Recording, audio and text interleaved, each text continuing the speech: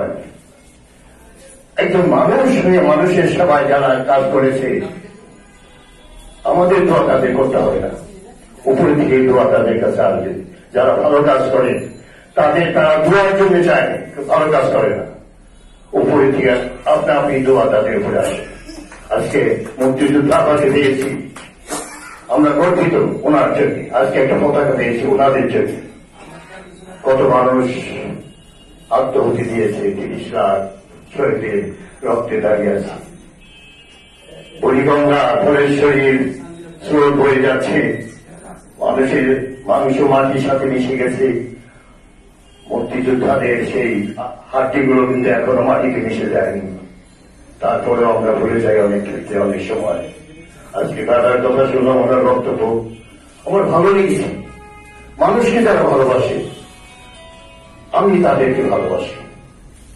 সবার উপরে মানুষ সত্য, তাহার উপরে নাই। লালন সাহ তাই বলেছেন, চণ্ডীদাসও তাই বলেছেন, মানুষকে ভালোবাসো, মানুষকে খোঁজো, মানুষের হৃদয়কে স্পর্শ করো, দেখবে তোমাকে সবাই ভালোবাসবে। অর্থ দিয়ে মানুষের হৃদয় জয় করা যায় না, হৃদয় দিয়ে হৃদয়কে জয় করতে হয়। আজকে অগ্নিবীণা যে কাজটি করেছে, আমার আভা বলেছেন, আমার প্রধান বক্তা বলেছেন, এই কাজটা সামান্য নয়। আমার স্যার বললেন, যে দেশে গুণীর কদর নেই সে দেশে গুণী জন্মায় না। আমাদের দেশে গুণী জন্মেছে। 1000 বছরের শ্রেষ্ঠ বাঙালি একটি কথাই বলেছিলেন, এবারে সংগ্রাম স্বাধীনতা সংগ্রাম, যার যা কিছু আছে তাই নিয়ে মোকাবেলা করো। আমরা সেদিন ক্লাস 10-এ পড়ি, পরীক্ষা দিলাম না, আমরা কিন্তু সেদিন সেই সংগ্রামে যোগ দিয়েছিলাম। সৌভাগ্য হয়েছিল সেদিন আমরাও করতে পারি। খুবই ভালো লাগছে এমন একটা প্রতিষ্ঠানে আমাদের উত্তরসূরি প্রধান আমাকে সম্মান দিয়ে এখানে একটা সম্মানিত চেয়ারে উপবিষ্ট করিয়েছে।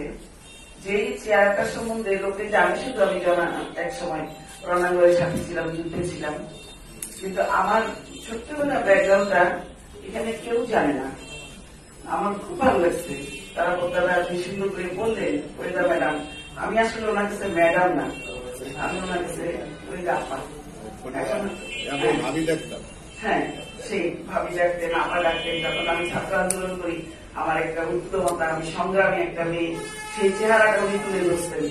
আমি তাই নাকি কতটুকু বুঝতে পারছি। ভালো লাগছে, কারণ ভালো লাগার মানুষগুলো আর এখন নাই। আমি তারপর তাকে শ্রদ্ধার সাথে শুভেচ্ছা জানাই। আজকে এখানে যে কথাগুলো আমার বলাই উচিত একজন রণাঙ্গনের মানুষ হিসাবে, সেই কথা বলার সুযোগটা এখন নাই, লোকজন কম। সেই কথাগুলো অবশ্যই বলা দরকার। আমি তো তাকে বলবো, সে যেহেতু এই ধরনের 20 জনকে একেবারে সংগঠিত করতে পারে, তার সেই যোগ্যতা আছে, এই সংগঠন।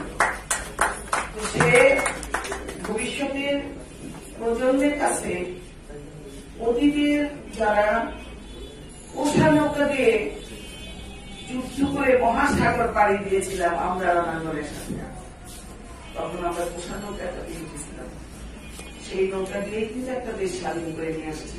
এই পতাকা পেয়েছি বাংলাদেশের উপকূলরা আপনাদেরকে প্রেজেন্ট করেছি। আপনারা আমাদের সম্মানিত করেন, এটা আমাদের বিশেষ পাওয়া। আমি একটা মাত্র মেয়ে বোধ হয় রণাঙ্গনে ছিলাম যার হাতে আর্মস ছিল, ট্রেনিং প্রাপ্ত একটা মেয়ে, যেটা অনেকেই জানে না।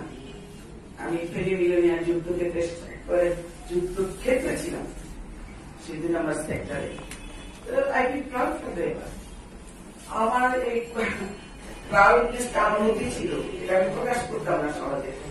এবার আরেকটা প্রস্তাব বা আরেকটা বিষয় উপস্থাপন করেছে, সেটা হলো আমাকে যে সম্মানটা দেয়া হলো, রোকেয়া পদক মাননীয় প্রধানমন্ত্রী দিয়েছেন। উনি কিন্তু আমার শৈশব, কৈশোর, যৌবন, বর্তমান, অতীত সব বিশ্লেষণ করতে পেরেছেন। আমি বঙ্গবন্ধুর খুবই কাছের মানুষ। 33 নাম্বার বাড়িতে ছিলাম আমার বাবা চলাচলা। আমি বঙ্গবন্ধুর সাথে বহু দেশ বিদেশ ঘুরে বেড়েছি। আমি কখনো মন্ত্রী হতে চাইনি, এমপিও হতে চাই নাই, কিন্তু তারপরে আমাকে যে সম্মানটা, বাংলাদেশের সর্বোচ্চ সম্মান, এটা আগামী 9 তারিখে দেবে। আমি পাওয়ার আগেই সবাই এটাকে প্রকাশ করছি। আমাদের জসিম ভাই আমি ওনাকে দিচ্ছি স্যার বলি না, কারণ ওনাকে আমি বলেছি যে আমি মুক্তিযোদ্ধা, আমি আপনি কখনো স্যার বলবো না। উনি খুবই খুশি হয়েছেন এই কথাটা বলতে পারছি। উনি বলছেন যে আমি তো স্যার বলতেই পারে না, আপনাকে আমার স্যার বলার কথা, সেটাও চাই না। যাই হোক, উনি খুবই খুশি হয়েছেন যে ওনার সময়ে নারায়ণগঞ্জের বুকে এই পর্যন্ত কোন রাষ্ট্রীয় পুরস্কার এরকম একটা পদক আসে নাই। আমার পদকটার ইম্পর্টেন্স বেশি না, আমার সকলের যে খুশি একটা মুখ, মহিলা বিষয়ক মন্ত্রণালয়ে এই পর্যন্ত কোনো মেয়ে পায়নি, এইটা একটা বিশাল পাওয়ার। এই চেয়ে আর বড় কিছু ভাবার কোন অবকাশ নেই।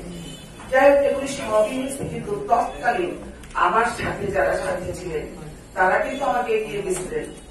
আমি যেভাবে যেভাবে শৈশব থেকে কৈশোর থেকে যৌবনে আমি আন্দোলনে ছিলাম রাজপথে, আমার যে উন্মাদনা, আমার যে সংগ্রামী এটিচিউড, সেই কথাটা তারা বলতে চেষ্টা করেছিলেন। যাই হোক, ওনাকে ধন্যবাদ দিই আবারও। তো সেই জিনিসটা কিন্তু এখন আর আমি দেখি না। আমি তো তাকে ধন্যবাদ দিই। সংগঠন করে সংগঠনের কর্মকর্তা বা আশেপাশে যারা সম্মানিত গুণীজন তাদেরকে একত্রিত করে একটা সম্মান দেওয়া, এটা কিন্তু এক ধরনের মানসিকতা, এটা কিন্তু বিশাল ব্যাপার। এই ছোট্ট কাজটা যেভাবে দেয়া হইলো, যেভাবে টেস্টগুলি দিল, বিষয়টা দেখতেও নি ছোট, এইটা করতে তার যে কত হয়রানি হয়েছে। একসময় আমি সংগঠন করতাম, আমি সেটা ফিল করি, আমি বুঝতে পারছি। আমরা তো তাকে কতটুকু সাহায্য করছি কে জানি না, তবে আমি শুধু এটুকু তার উদ্যোগী না যে সংগঠনটা তাকে ধরে হাতিয়ার করে সে সমস্ত মানুষকে একত্রিত করছে, সম্মানিত করছে। আমি তাকে সম্মান জানাই। আগামীতে আমি তাকে একটা সম্মান দিতে চেষ্টা করবো, অন্তত মুক্তিযোদ্ধার হাত থেকে একটা জিনিস তার জীবনে ইতিহাসে থাকবে, আমি এটা আশা করি। যাই হোক, গল্প বলার সময় না, একেবারেই মাগরিবের টাইম, তো কথা অনেক বাড়াবো না।